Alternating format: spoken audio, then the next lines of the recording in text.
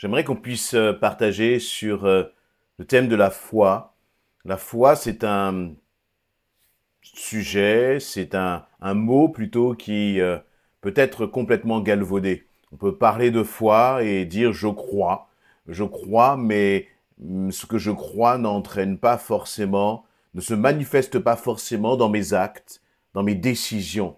Mais la réalité de la foi, c'est que lorsque nous croyons réellement, eh bien nous agissons, nous posons des actes en fonction de ce que nous croyons. Nous posons des actes en fonction de l'assurance que nous avons. Et ce que je dis là, ça peut se décliner dans bien des domaines. Vous savez, lorsque on doit prendre une décision, cette décision peut parfois être extrêmement difficile à cause des conséquences qu'elle peut entraîner. Et on peut se laisser impressionner par les circonstances. On peut se laisser impressionner par les diagnostics des médecins, par exemple, dans le domaine médical. On peut se laisser impressionner par, dans le domaine financier, peut-être un moment financièrement difficile, alors qu'on a lancé un projet d'entrepreneuriat, par exemple. Et donc, il y a bien des domaines dans nos vies où nous devons apprendre à nous positionner et à rester fermes, Et on voit cela dans le passage de Hébreux chapitre 11. Vous savez, Hébreux, le chapitre 11 du livre de l'Épître aux Hébreux, c'est ce qu'on appelle un peu l'Épître de la foi, qui nous parle de ces héros de la foi, qui nous liste ces héros de la foi qui ont marqué l'histoire biblique à travers leur foi, leur positionnement et de la façon dont Dieu a utilisé ces hommes et ces femmes à travers leur foi. Et j'aimerais qu'on puisse faire un zoom sur Moïse. Hébreux 11, à partir du verset 24, il nous est dit que c'est par la foi, devenu adulte, pardon, je vais commencer au verset 23. Par la foi, Moïse, après sa naissance, a été tenu caché pendant 3 mois par ses parents, car en voyant combien cet enfant était beau, ils ne se sont pas laissés intimider par le décret du roi. Donc on voit que Moïse a bénéficié de la foi de ses parents. Verset 24, par la foi, Moïse, devenu adulte, a refusé d'être reconnu comme le fils de la fille du Pharaon. Il a choisi de prendre part aux souffrances du peuple de Dieu, plutôt que de jouir momentanément d'une vie dans le péché, car il estimait subir l'humiliation que le Christ devait connaître. Car estimait-il subir l'humiliation que le Christ devait connaître constituait une richesse bien supérieure au trésor de l'Égypte. Il avait en effet les yeux fixés sur la récompense à venir. Par la foi, il a quitté l'Égypte sans craindre la fureur du roi et il est resté ferme en homme qui voit le Dieu invisible. Et on pourrait continuer encore sur finalement tous les actes, les décisions que Moïse a prises basées sur sa foi. Vous savez, on a, entre guillemets, inventé cette expression de « je suis chrétien mais non pratiquant ». Ça n'existe pas. Devant le Seigneur, ça n'existe pas.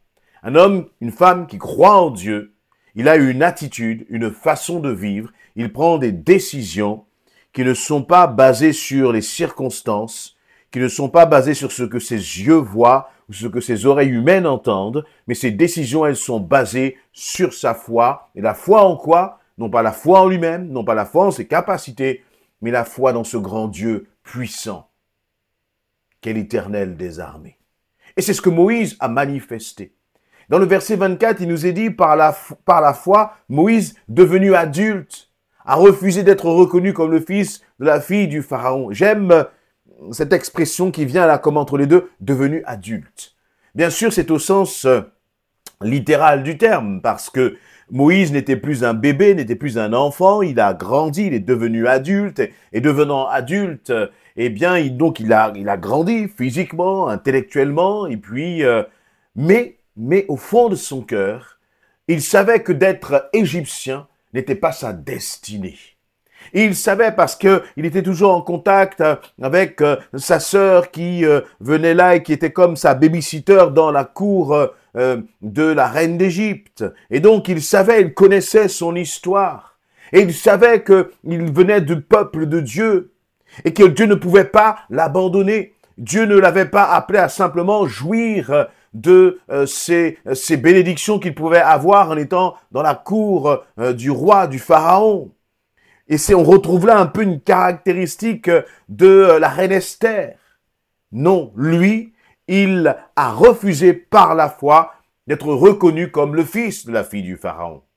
Et c'est-à-dire qu'il a refusé une sorte de jouissance, une sorte de, entre guillemets, bénédiction, de grâce, effet un peu rapide.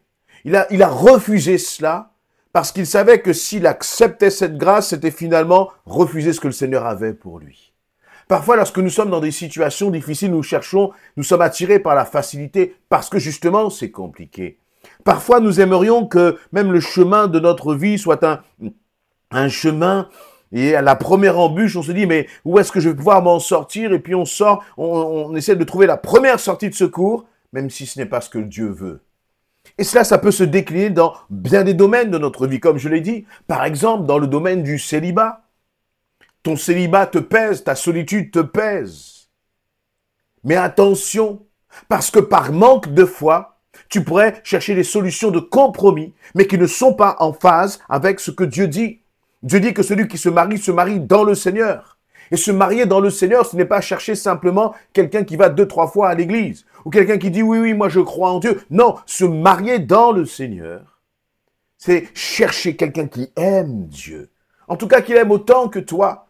Parce que tu ne vas pas non plus chercher quelqu'un qui aime Dieu si toi-même, tu n'es pas sérieux, tu n'es pas sérieuse dans ta relation avec Dieu.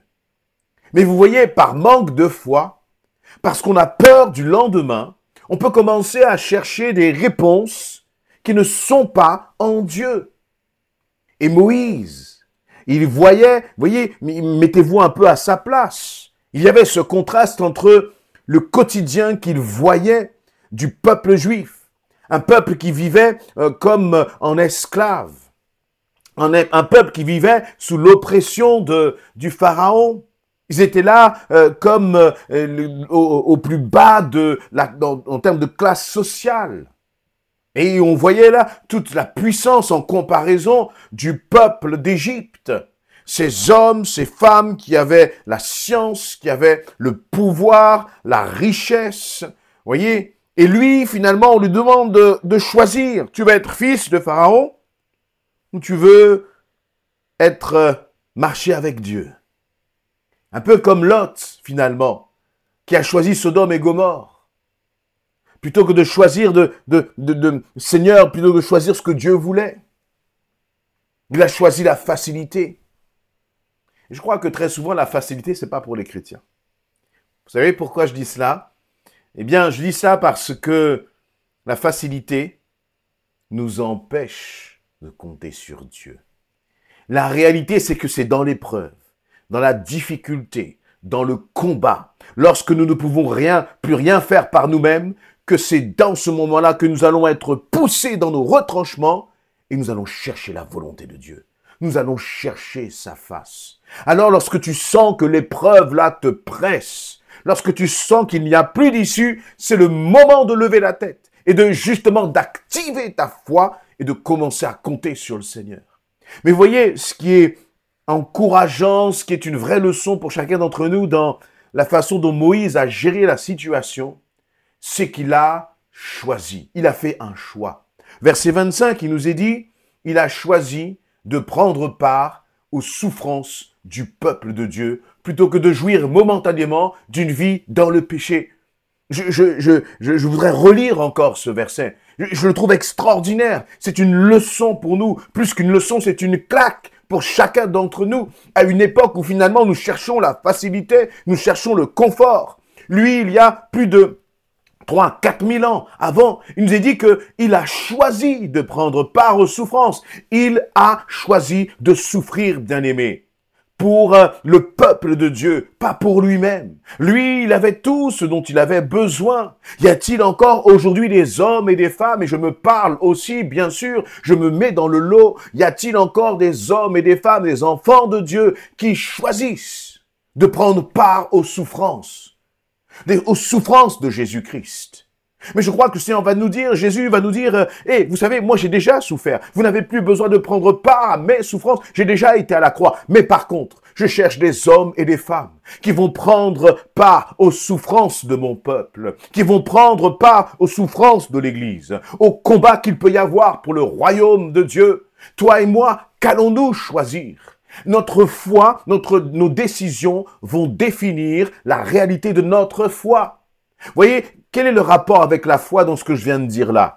Eh bien, tu peux croire que si tu crois réellement que Dieu t'a préparé une place, si tu crois réellement, comme il nous est dit pour Moïse dans le verset 26, il avait les yeux fixés sur la récompense à venir. Si tu crois réellement qu'il y a une récompense pour toi, que le Seigneur t'a réservé une récompense, alors tu vas décider, non pas, tu vas prendre des décisions, non pas pour t'attacher aux choses d'ici-bas, non pas pour chercher les plaisirs immédiats, mais tu vas prendre tes décisions par la foi, parce que tu vas croire que Dieu t'a réservé une récompense à venir. C'est soit tout de suite et c'est médiocre, ou soit c'est demain, mais ce sera une récompense extraordinaire pour l'éternité. Que choisissons-nous? Que choisissons-nous, pardon? Voyez, quand on voit, comment dire, tout un tas de doctrines, tout un tas d'enseignements qui vont parler encore une fois, et j'attaque encore ce sujet-là, cette dimension de la prospérité. Encore une fois, vous le savez, nous devons avoir un évangile équilibré, non pas qu'il ne faut pas avoir une belle maison, une belle voiture. Je crois que le Seigneur n'est pas contre ces choses, mais ça ne doit pas faire l'objet de nos priorités. Les gens du monde ont de belles voitures et de belles maisons.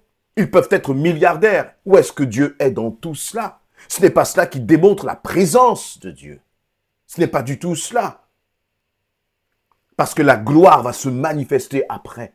Ça ne veut pas dire qu'ici nous ne pouvons pas être bénis. Merci Seigneur pour les bénédictions qu'il nous accorde chaque jour. Merci pour les loisirs que les uns et les autres peuvent s'offrir parfois. Merci Seigneur pour tous les plaisirs du quotidien. C'est une grâce et nous pouvons remercier le Seigneur pour cela quand nous pouvons en bénéficier.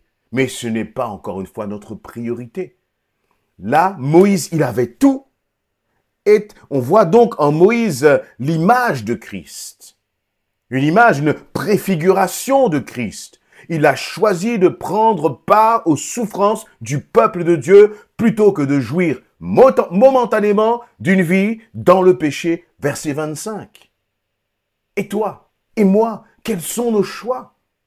Nous nous plaignons parce que nous trouvons que lire la Bible, c'est dur. Nous nous plaignons parce que nous trouvons que prier, c'est dur. C'est difficile d'aller à l'église. Même le dimanche, parfois, on est en train là d'être un peu paresseux à cause de certaines distractions. Et nous négligeons le Seigneur. Dieu cherche, je crois, des hommes et des femmes qui ne viennent pas à lui uniquement pour tirer des bénéfices, mais pour dire, Seigneur, je suis ton enfant, je suis ton fils, je suis ta fille. Et je décide de prendre part aux souffrances du peuple de Dieu. Et laissez-moi vous dire que dans tout cela, le Seigneur va vous aider, va nous aider. Nous n'avons pas à avoir peur. Lorsqu'on entend le mot souffrance, bien sûr qu'on a raison d'avoir peur. Mais en même temps, on peut être totalement rassuré parce que c'est dans ce choix-là que tu vas voir la main de Dieu se manifester. Je peux vous assurer que Moïse a vécu une vie heureuse parce qu'il a fait le bon choix, le choix par la foi. Il a vécu tout ce qu'il a vécu parce qu'il a décidé de refuser finalement à tout ce qui brillait, à tout ce qui était immédiat, à cette jouissance immédiate pour faire ce que Dieu voulait qu'il fasse. Et ça l'a amené loin. Ça l'a amené loin. Verset 26, il nous est dit, car estimait-il subir l'humiliation que le Christ devait connaître constituait une richesse bien supérieure au trésor de l'Égypte. Je vais m'arrêter là, mais j'aimerais que nous puissions prendre le temps de méditer sur ce verset 26. Passe un temps à prier autour de ce verset. Demande au Seigneur, Seigneur, change mon cœur, change ma mentalité, que je sois cet homme, cette femme qui ne va pas chercher les richesses là immédiates, mais que je reçoive comme une richesse l'humiliation pour le nom de Christ. Et vraiment, je vous invite à ne pas vous arrêter à cette vidéo, mais d'avoir votre temps de cœur à cœur avec le Seigneur. En disant, Seigneur, remets mes idées, mes principes en place. Aligne-moi avec les principes du royaume de Dieu. Que je sois ton Moïse. Seigneur, Amen.